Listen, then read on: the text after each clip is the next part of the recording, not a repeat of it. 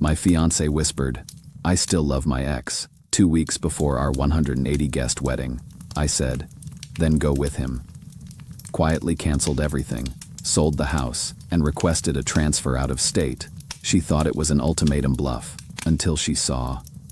Guys, I need to get this off my chest because I'm still processing what I did yesterday, and honestly, I feel like I'm living in an alternate reality.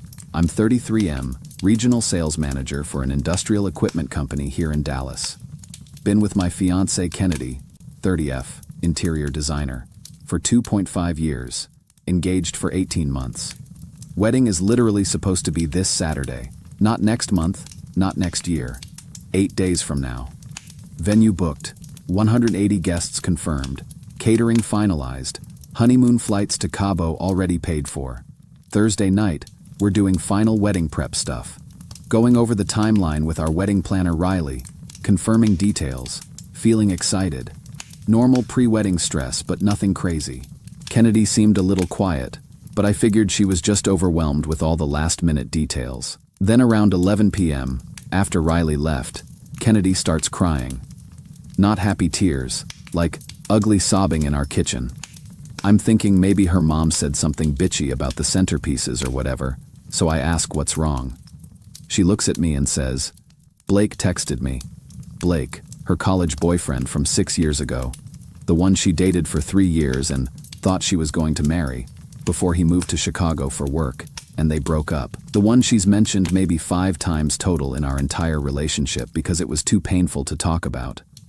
I'm like, okay, weird timing, but whatever. People reach out sometimes. Then she hits me with, "He's divorced now. His marriage ended 6 months ago and he's moving back to Dallas."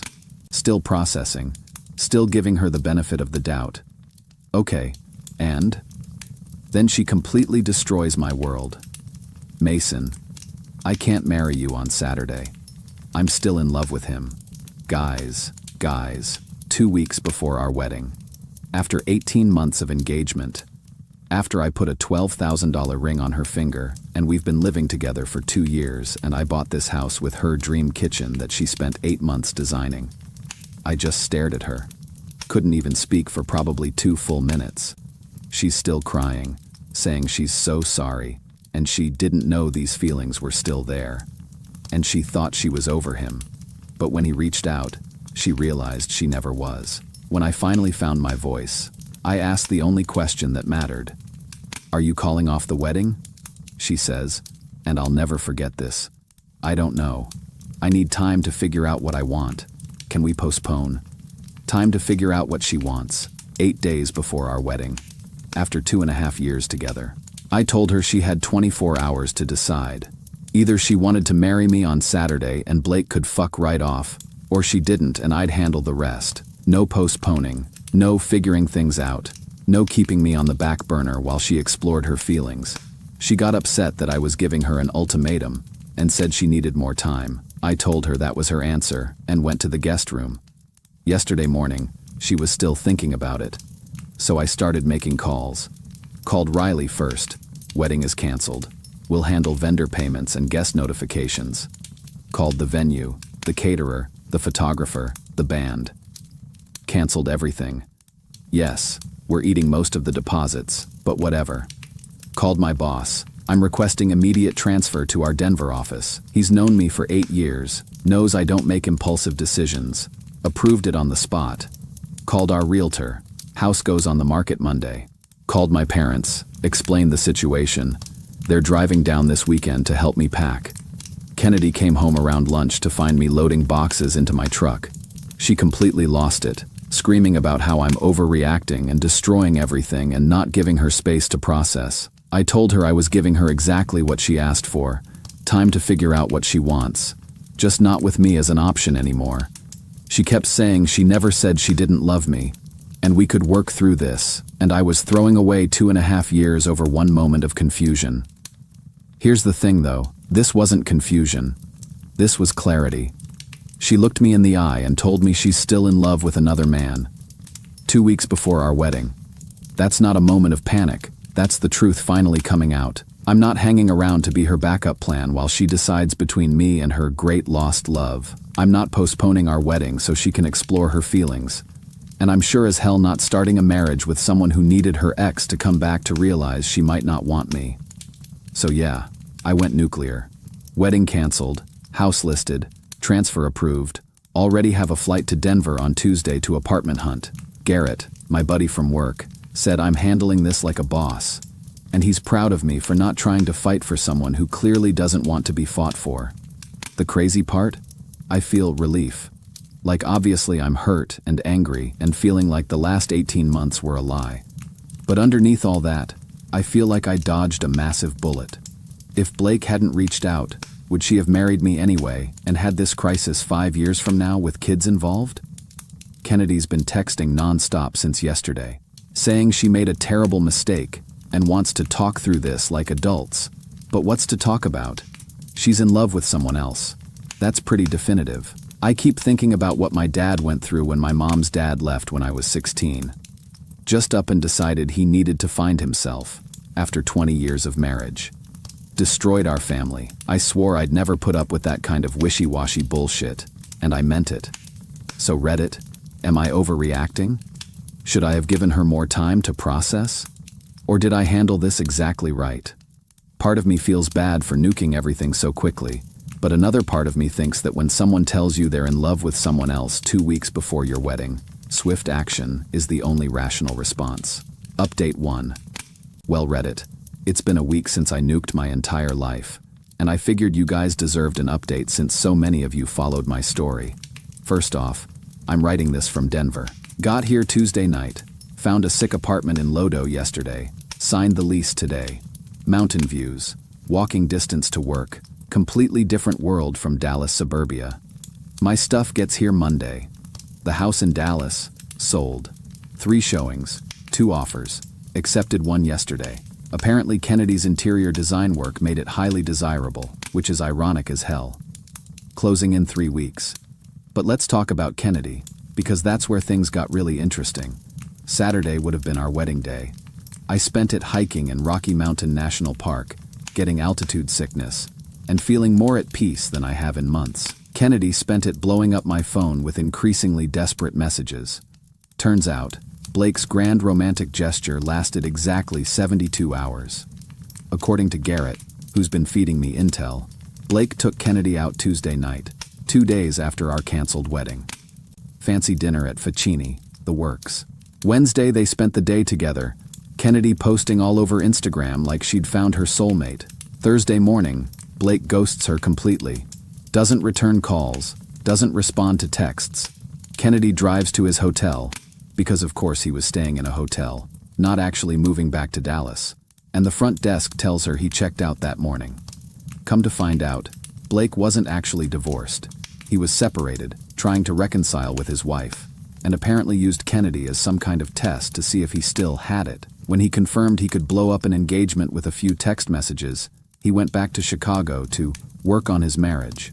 Kennedy found this out Friday when Blake's wife called her directly and told her to stop contacting my husband. Apparently Kennedy wasn't the first engaged woman Blake had pulled this shit with. So by Saturday, our would-be wedding day, Kennedy was completely alone. No Blake, no Mason, no wedding, and starting to realize that our mutual friends were mostly taking my side. The messages started Saturday night. Mason, I made the biggest mistake of my life. Blake was using me. I never stopped loving you. Please call me. We can fix this. The wedding can be rescheduled. I'm so sorry. I was scared of commitment and sabotaged the best thing in my life. Your parents won't even talk to me. Please tell them I'm not a bad person. And my personal favorite, you can't just throw away 2.5 years because I had one moment of weakness. One moment of weakness. That's what she's calling it. Here's what really gets me. She's not upset that she hurt me. She's upset that I actually followed through on my boundaries. She genuinely thought I'd stick around and fight for her while she figured things out. My mom called yesterday and said Kennedy showed up at their house crying, begging them to talk sense into me. Mom told her that I learned from watching my dad that you don't wait around for people who can't decide if they want you. The best part though, Kennedy's been asking our friends if I'm seriously moving to Denver or if this is just a dramatic gesture to get her attention. She cannot comprehend that I actually meant what I said. My new colleagues here are amazing, by the way. Already invited me to a company ski trip next month. The regional manager I'm working under said Dallas has been trying to get me to transfer for 2 years. So this worked out perfectly for everyone. I did have one moment of doubt though. Wednesday night, looking at all our photos on my phone before deleting them, I started wondering if I was too harsh, if maybe I should have given her a chance to explain. Then I remembered her exact words. I'm still in love with him. Not, I have confusing feelings, or, I need closure. She was in love with another man. 2 weeks before marrying me. And you know what? If Blake had been genuine, if he'd actually wanted to build a life with her, she would have chosen him. I'm not anyone's second choice, especially not someone who waited until 14 days before the wedding to figure out who she really wanted. Garrett sent me a photo yesterday. Kennedy at Target, looking like she hasn't slept in days, buying a pint of Ben & Jerry's and a bottle of wine. He said half our friend group feels bad for her. The other half thinks she got what she deserved. I don't wish her misery. I genuinely hope she learns from this and finds happiness eventually. But I'm not sticking around to be her therapy session while she processes her commitment issues. Denver is incredible, guys. The air is thin but clean, the mountains are unreal, and I haven't thought about wedding planning or interior design, or Blake's manipulative bullshit in 48 hours. Update 2. Hey Reddit, 6 weeks post-nuclear option, and I've got some updates that will definitely satisfy your justice boners. This story turned out to be stranger than I ever imagined. Everything I thought I knew was just the tip of the iceberg. Let me tell you the full version so you understand what really happened. First, let me paint the picture of my life now. I'm writing this from my deck in Lodo, looking at the mountains with a beer in hand after a day of snowshoeing. Got promoted to district sales manager last week with a 40% raise. Bought a used Jeep Wrangler for weekend adventures. Life is objectively better in every measurable way. Now for the Kennedy-Blake drama update, courtesy of my intel network back in Dallas, mainly Garrett and a few mutual friends who've been keeping me informed. So last update, Blake had ghosted Kennedy after 3 days. Well, the full story is even worse than I thought. Blake never left his wife. The divorce was actually just a trial separation that started in January. When he reached out to Kennedy in October, he was already in marriage counseling trying to work things out. Apparently, his therapist told him and his wife to explore what you think you're missing before deciding whether to divorce. So Blake decided to look up all his exes to see if the grass was actually greener. Kennedy wasn't even the only one. Garrett found out through a friend of a friend that Blake contacted at least 3 other ex-girlfriends around the same time. 2 of them were smart enough to tell him to fuck off. Kennedy was the only one who took the bait. Here's the timeline as I've managed to piece it together. Blake first reached out to Kennedy on a Wednesday. The very next Thursday, she confessed everything to me. By Friday, I had already blown up the entire relationship. The following Tuesday, Blake took her out, only to ghost her by that same week's Friday. And by Sunday, he was already on a flight back to Chicago to work on his marriage. 1 week. He destroyed my engagement, Kennedy's entire social standing, and our friend group for a 1-week ego trip to prove to his wife that he could still get women. But wait, it gets better. Kennedy tried to expose him on social media. Posted a long Instagram story about how he manipulated her into ruining the best relationship of her life. Blake's wife saw it and called Kennedy directly, not to yell at her, but to thank her. Turns out Blake had been pulling this shit throughout their entire marriage. The wife had suspected he was reaching out to exes but couldn't prove it. Kennedy's public meltdown gave her exactly the evidence she needed for her divorce lawyer. So Blake lost his wife anyway, and now has to pay alimony and deal with Kennedy's very public documentation of his manipulation tactics. His reputation in Dallas social circles is completely destroyed. Kennedy's been trying to rebuild her image by painting herself as a victim of manipulation. But it's not really working. Most people are like, yeah, Blake's a piece of shit, but you still chose him over Mason 2 weeks before your wedding. The funniest part? Kennedy's been telling people that I was too extreme in my response, and that any normal person would have tried to work things out. Meanwhile, I'm getting messages from guys saying they wish they'd had my backbone in similar situations. Her interior design business is struggling too. Turns out, a lot of her clients were referrals from our mutual friends, and well, awkward. Plus, word travels fast in Dallas about what happened, and people don't really want someone who can't commit to her own wedding planning their major renovations. I, on the other hand, am crushing it. Closed 3 major deals last month. My boss is talking about fast-tracking me for regional VP, and I've been hiking every weekend. Did I mention the 40% raise? Oh, and here's the kicker. My old company in Dallas has been trying to get me to come back. They offered me Kennedy's old position, not literally her position, but the same level role she'd been angling for, plus a signing bonus. I told them thanks, but no thanks. Denver is home now. Kennedy found out about the offer through the office grapevine and texted me. See, they want you back. Dallas wants you back. I want you back. You belong here. I didn't respond, but if I had, I would have told her that belonging somewhere isn't about people wanting you back after you've already left. It's about people appreciating you enough that you never want to leave in the first place. She definitely didn't appreciate me when she had me. Final update.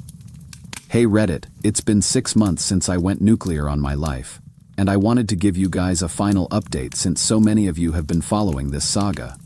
Short version, life is incredible, and I have 0 regrets. Long version, remember how I said life was objectively better? That was just the beginning. I'm now Regional VP for Colorado-Wyoming territory, making almost double what I was in Dallas. Bought a house in Golden with mountain views that would make your jaw drop. Still have the Jeep, added a mountain bike and ski equipment.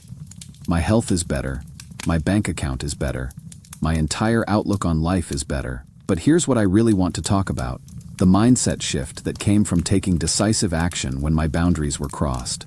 6 months ago, I was a guy who thought compromise and working things out were always the mature response. I thought walking away made you a quitter. I thought fighting for your relationship, no matter what, was what good men do. Now I realize that was bullshit. Sometimes the most mature thing you can do is recognize when someone has shown you who they are and believe them the first time. Kennedy showed me that when push came to shove, when she had to choose between security, me, and excitement, Blake, she chose excitement. That's not love, that's convenience with a backup plan. Some updates on her situation, since people always ask. She moved back in with her parents. Her interior design business basically collapsed. Last I heard through the grapevine, she was working at a furniture store and taking antidepressants. Look, I don't take pleasure in her struggles, but I also don't feel guilty about them. She made her choice, and choices have consequences. I made mine too, and I'm living with those consequences very happily. Blake's wife divorced him and got half his shit. He's apparently trying to start over in Denver, of all places. But word travels fast in business circles, and his reputation preceded him. Haven't run into him, hope I never do. The biggest lesson I've learned is this. When someone can't decide if they want you, make the decision for them by removing yourself as an option. It's not mean, it's not immature, it's self-respect. I've been dating someone for about 2 months now. Nova, she's a veterinarian here in Golden. Met her at a trail cleanup volunteer event. She's nothing like Kennedy, direct, decisive, knows what she wants. When I told her my story, her response was, "Good for you. I'd have done the same thing." That's the difference between a woman who respects herself and one who doesn't. Nova would never put someone in Kennedy's position because she values her own word too much to break it. And she'd never accept being someone's backup plan because she values herself too much for that. We're not rushing anything, but it's nice to date someone who shows up consistently instead of keeping you guessing about their feelings. Career-wise, my old company in Dallas is still trying to poach me back. They've offered me a VP position, $100K signing bonus, the works. I keep telling them no, and they keep increasing the offer. It's flattering but pointless. I'm never moving back to Texas. Colorado is home now. I've got friends who invite me skiing, hiking buddies who push me to try new trails, colleagues who respect my work, and a life that I built from scratch based on my values instead of someone else's indecision. My parents visited last month and said they're proud of how I handled everything, my dad especially. He said he wished he'd had my backbone when he was dealing with his own commitment-phobic situation. The house in Dallas finally sold, Took forever because Kennedy's emotional attachment made showings weird. And I used my equity to buy my place here outright. No mortgage, no debt, complete financial freedom at 33. Sometimes people ask if I miss Kennedy or if I ever wonder what if. Honestly, no. You can't miss someone who was never really there. The Kennedy I thought I loved was the version of her that existed when she felt safe and secure with me as her backup plan. The real Kennedy was the one who could look me in the eye 2 weeks before our wedding and tell me she loved someone else. I don't wonder what if, because I know exactly what would have happened. We would have postponed the wedding. She would have strung me along while figuring things out.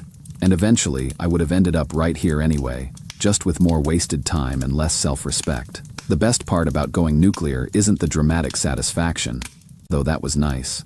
It's the knowledge that when someone crosses your boundaries, you have the backbone to enforce them immediately. It changes how you move through the world. People treat you differently when they know you won't accept disrespect. They value you more when they know you're not desperate to keep them around. They respect your yes when they know your no actually means no. So to anyone dealing with a partner who can't decide if they want you, stop trying to convince them. Stop providing evidence of your worth. Stop negotiating for basic respect. Just make the decision for them by choosing yourself instead. It's the most empowering thing you can do, and I promise you'll thank yourself later. Thanks to everyone who followed this journey and offered support along the way. Reddit helped me process some really difficult emotions and stay focused on what actually mattered. My self-respect. Now, if you'll excuse me, I have a trail run planned and a life to continue building.